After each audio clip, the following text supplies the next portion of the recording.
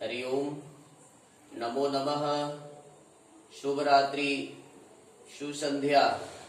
संस्कृत प्रशिक्षण कार्यक्रमे भवतां सर्वेषां हार्दिकं स्वागतम्। अहम् अस्मि डॉक्टर दिव्येश्वर शास्त्री।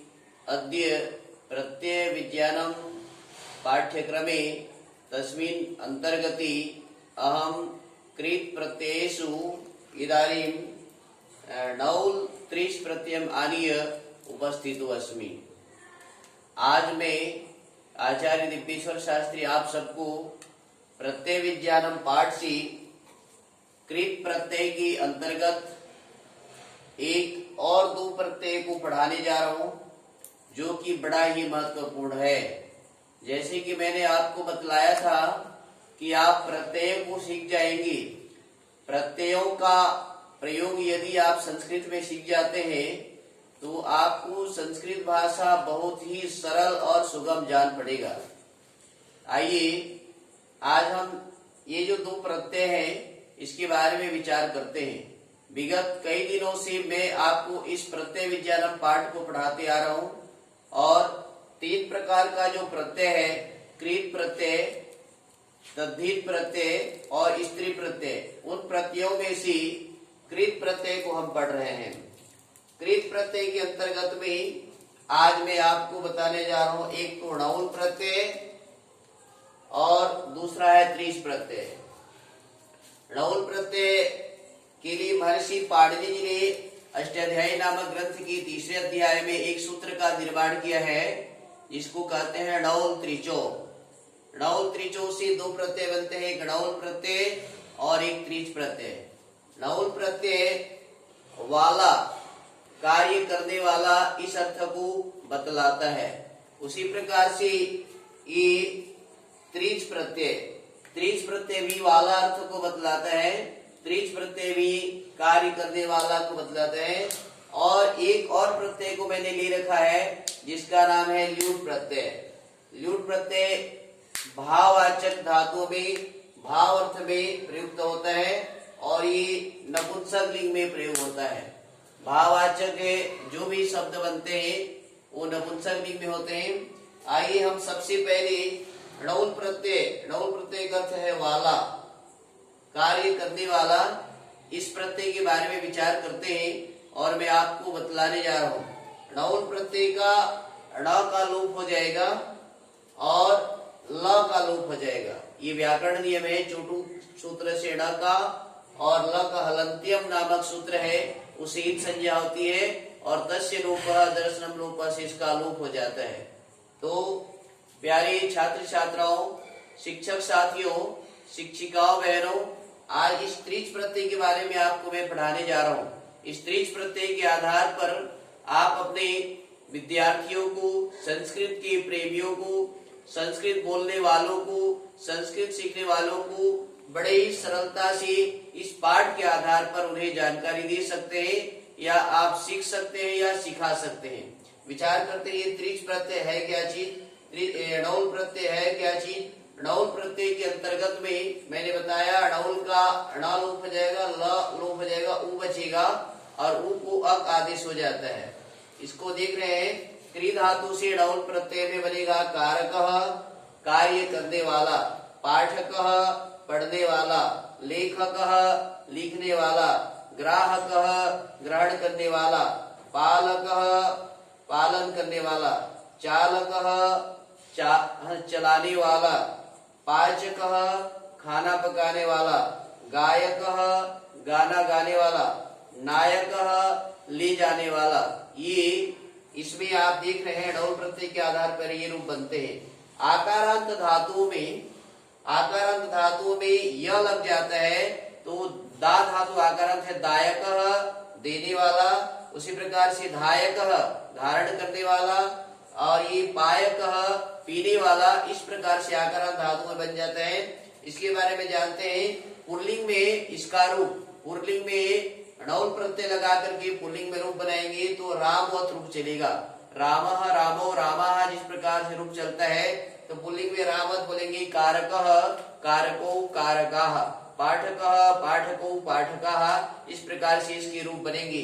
स्त्रीलिंग में ईका लग जाएगा, ईका। जैसे यहाँ पर देख रहे हैं कारक शब्द से कारिका, कारिका, कारिकी, कारिकाः, इसका रमावत, रमा स्त्रीलिंग है, वैसे इसके रूप बनेंगे रमा, रमी, रमाः। उसी भांति आपका इस प्रत्यय में रूप बनेगा कारक, कारिका, कारिकी, कारिकाः, पाठिका, पाठिकी, पाठिकाः, लेखिका, लेखिके, लेखिकाः। इस प्रकार से आपने समझा कि इकारांत स्त्रीलिंग में रमावत चलता है, आकारांत इकारांत में ईका लग जाएगा इसमें। और नपुंसक लिंग में ज्ञानवत, ज्ञानम, ज्ञाने, ज्ञानानि जिस प्रकार चलता है, तो इसमें ज्ञान के समान इसका बनेगा कारकम, कारकी, कारकानि, लेखकम, लेखकी, लेखकानि, पाठकम, पाठकी, पाठकानि।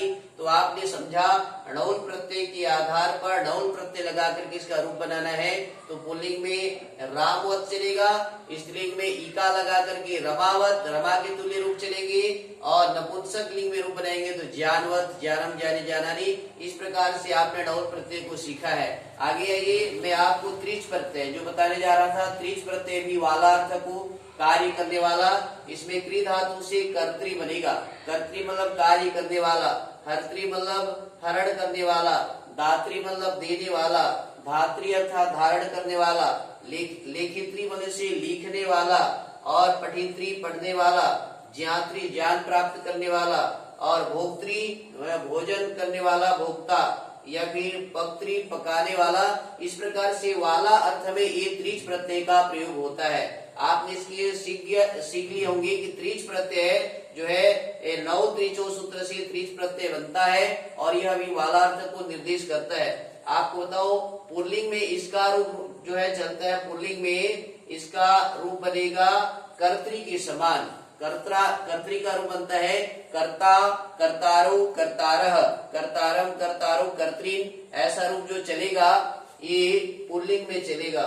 स्त्रीलिंग में ये ऋकारांत मतलब कर्तृ शब्द लगाने से स्त्रीलिंग में इसका रूप बनेगा नदीवत, नदी के तुल्य। जैसे नदी, नद्यो, नद्यः, ऐसा रूप चलता है, तो इसमें कहेंगे कर्त्री, कर्त्र्यो, कर्त्यः, नदी के तुल्य आप रूप चलाएंगे इसका, इसको आप ध्यान रखेंगे। आगे आप इसको ऋकारांत त्रिच प्रत्यय लगा करके हम इसको जो है नपुंसक लिंग में रूप चलाएंगे, तो वारी के समान चलेगा, वारीवत, वारी, वारिणी, वारिणी।